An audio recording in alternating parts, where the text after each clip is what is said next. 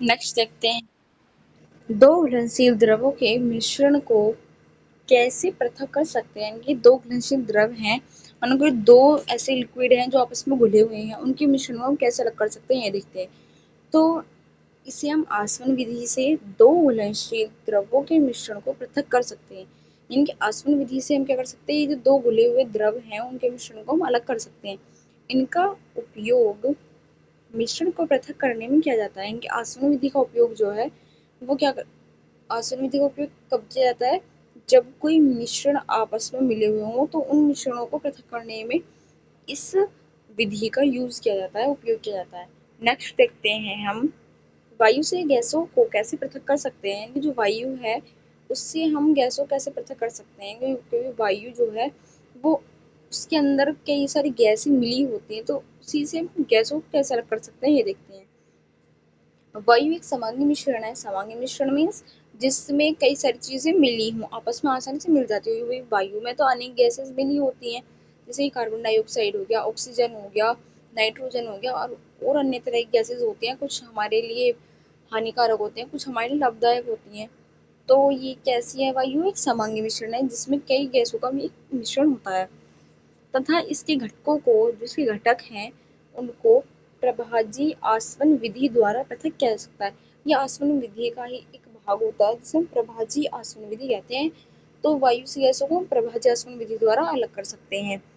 Next है हमारा, किसी अशुद्ध नमूने में, अशुद्ध किसे कहते हैं, जिसमें कुछ अशुद्धियां हो, यानी कि कहने का मतलब जिसमें कुछ अलग अलग चीजें मिली हों। जैसे हमारा गोल्ड है, गोल्ड में अगर हम अलग अलग चीजें मिला दें, माना कि हम उसमें लोहा मिला दें, तांबा मिला दें, या उसमें अलग अलग चीजें मिला दें, यानी कि प्योर जो हमारा गोल्ड होता है वो 24 कैरेट का होता है।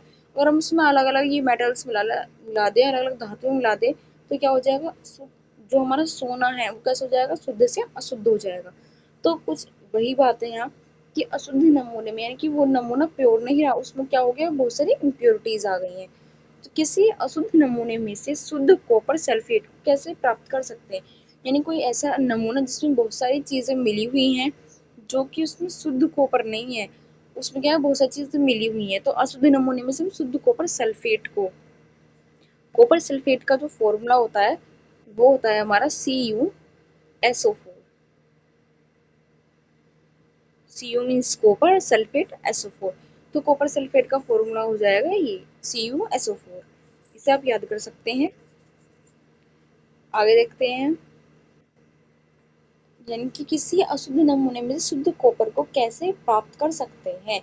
तो एक क्रिस्टलीकरण विधि द्वारा, या क्रिस्टलीकरण विधि का प्रयोग ठोस पदार्थों को शुद्ध करने में किया जाता है। यानी कि जो क्रिस्टलीकरण जो विधि होती है उसका प्रयोग करके जो ठोस पदार्थ हैं उनको कैसे कर सकते हैं हम, जो ठोस पदार्थ हैं उनको शुद्ध करने में इस विधि का यूज किया जाता है। कौन सी विधि का, क्रिस्टलीकरण विधि का।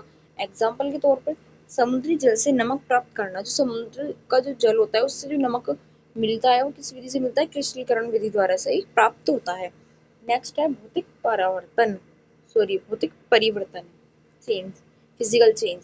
तो भौतिक परिवर्तन होता क्या है, वह परिवर्तन जिसमें पदार्थ की अवस्थाओं का अंत रूपांतरण हो जाता है, परंतु पदार्थ के संघटन तथा रासायनिक प्रकृति में कोई परिवर्तन नहीं होता, भौतिक परिवर्तन कहलाता है।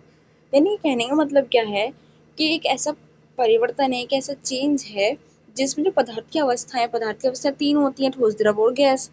तो जो पदार्थ की अवस्थाएं हैं उनका कैसे रूपांतरण हो जाता है, यानी कि वो उनकी जो अवस्थाएं वो एक दूसरे में चेंज हो जाती हैं, परंतु जो पदार्थ का संगठन है और उसकी रासायनिक जो प्रकृति है उनमें कोई चेंज नहीं होगा। यानी कि हमारे एनवायरनमेंट में जितनी भी चीजें हैं उन सबका रासायनिक, उन सबकी रासायनिक प्रकृति भी होती है, भौतिक प्रकृति भी होती है, उनका संगठन भी होता है।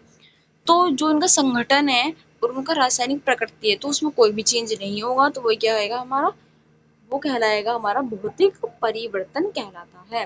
नेक्स्ट, इसका कुछ पार्ट नीचे है कि भौतिक परिवर्तन का एग्जाम्पल क्या है, ये हमारा थोड़ा नीचे दिया हुआ है, इसे आप इसे देख सकते हैं। यानी कि भौतिक परिवर्तन का एग्जाम्पल, एग्जाम्पल क्या है इसका, बल्ब जलना, जल में नमक का घुलना, मोम का गलना, ये सब क्या है, इसका भौतिक परिवर्तन है। जैसे बल्ब जलना है तो वो भी भौतिक क्रिया है, वो हमारा भौतिक परिवर्तन है। जल में नमक का घुल जाना है वो भी एक भौतिक प्रक्रिया है, और मोम का गलना ये भी एक भौतिक परिवर्तन है। अब देख लेते हैं हम रासायनिक परिवर्तन क्या होता है, जो कि अभी हमने बोला ऊपर कि रासायनिक परिवर्तन होता है। रासायनिक परिवर्तन होता क्या है वो देख लेते हैं। विपरिवर्तन, जिनमें एक या अधिक पदार्थ किसी अन्य पदार्थ में परिवर्तित हो जाते हैं, यानी कि ऐसा चेंज है जिसमें एक से ज्यादा जो पदार्थ हैं वो किसी अन्य पदार्थ में बदल जाएंगे, तो वो क्या रासायनिक परिवर्तन कहलाते हैं। फॉर एग्जाम्पल, लोहे पर जंग लगना, लकड़ी और कागज का जलना, ये इसके एग्जाम्पल हैं। किसके? रासायनिक परिवर्तन के। यानी कि रासायनिक परिवर्तन वो होता है जिसमें एक से ज्यादा जो पदार्थ है वो किसी अन्य पदार्थ में बदल जाएंगे। यानी कि जब लोहे पर जो जंग लगता है वो किसके द्वारा होता है? रासायनिक परिवर्तन होता है वो। लकड़ी और कागज जलना भी एक रासायनिक परिवर्तन ही है। नेक्स्ट देखते हैं हम शुद्ध पदार्थों के प्रकार, यानी शुद्ध पदार्थ जो होते हैं वो कितने प्रकार के होते हैं? वो दो प्रकार के होते हैं, तत्व और यौगिक। जब कोई भी हम मिश्रण बनाते हैं तो उसमें तत्वों का और यौगिकों का बहुत बड़ा योगदान होता है। कुछ मिश्रण ऐसे होते हैं जो यौगिकों से मिलकर बने होते हैं, कंपाउंड से मिलकर बने होते हैं, लेकिन कुछ पदार्थ ऐसे होते हैं जो तत्वों से मिलकर बने होते हैं। तो अब देखते हैं हम नेक्स्ट